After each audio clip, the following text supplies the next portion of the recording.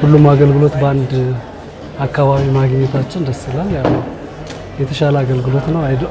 ኤክስፔክት አላረኩም። ያው በተለይ የተለያዩ ቢሮዎች ላይ የተለያዩ መጉላላቶችን ታያለሽ በእኔም ሌሎችም እና አይ ቲንክ በጣም ደስ የሚል ነው። ንግድ ፍቃድ እድሳት ብዬ ነው የመጣሁት።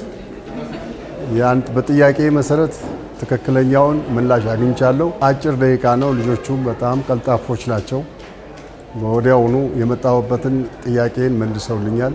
እነዚህ ተገልጋዮች በአዲስ መሶብ አንድ ማዕከል ዲጂታል የመንግስት አገልግሎት ቦሌ ቅርንጫፍ ሲገለገሉ አገኘናቸው። የተለያዩ አገልግሎቶችን ለማግኘት ወደ ቅርንጫፉ ያመሩት ተገልጋዮቹ ባገኙት ቀልጣፋ አገልግሎት ተደስተዋል። በቅርንጫፉ በርካታ የአዲስ አበባ ከተማ አስተዳደርና የፌዴራል ተቋማት የተቀናጀ አገልግሎት ይሰጣሉ። እዚህ የሚሰጡ አገልግሎቶች በተቋም ደረጃ ወደ 19 ተቋማት አሉ።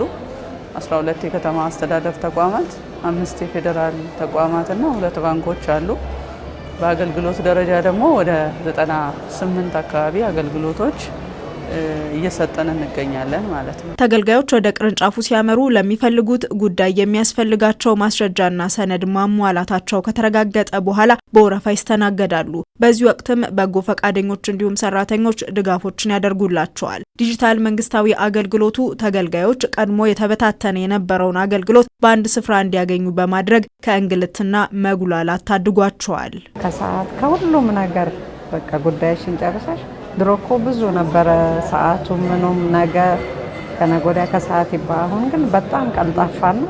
የሆነ አሁን ጨርሼ ለወጣ ነው እንግዲህ ብዙ አልቆየውኝም እና ጥሩ ነው ይሄኛው አገልግሎት ማለት ነው። ከትራንስፖርቱ ከመውጣቱ ከመውረዱ ሁሉ ነገር አንድ ቦታ ላይ አካቶ ጉዳይን ፈጽሞ መሄድ ትልቅ ነገር ነው።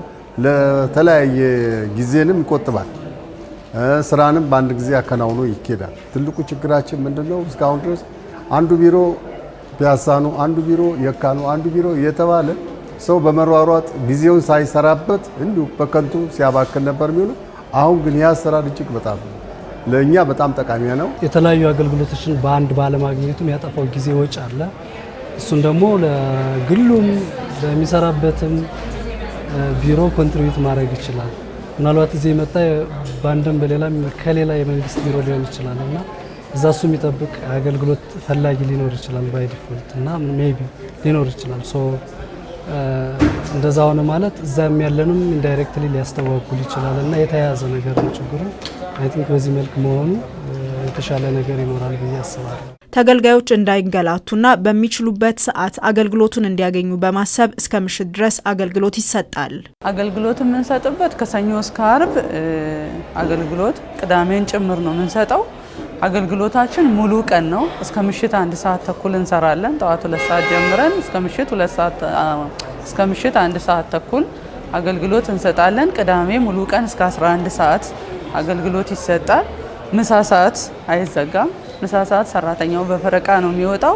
አገልግሎቱ እንደቀጠለ ነው ማለት ነውና አይገላታም ህብረተሰቡ። 1 ሰዓት ተኩልም ሆኖ ደግሞ የሚገለገል ባለ ጉዳይ ካለ ሰዓት ደርሷል ተብሎ የሚዘጋበት አግባብ የለም። የአዲስ መሶብ አንድ ማዕከል ዲጂታል የመንግስት አገልግሎት ቦሌ ቅርንጫፍ አገልግሎት መስጠት በጀመረበት ጥቂት ጊዜያቶች ውስጥ ለበርካቶች አገልግሎቱን ተደራሽ አድርጓል። አገልግሎት አንጻርም ያው መስከረም 28 ነው አገልግሎት የጀመርነው። እስካሁን ከ24000 ህዝብ በላይ አስተናግደናል ማለት ነው።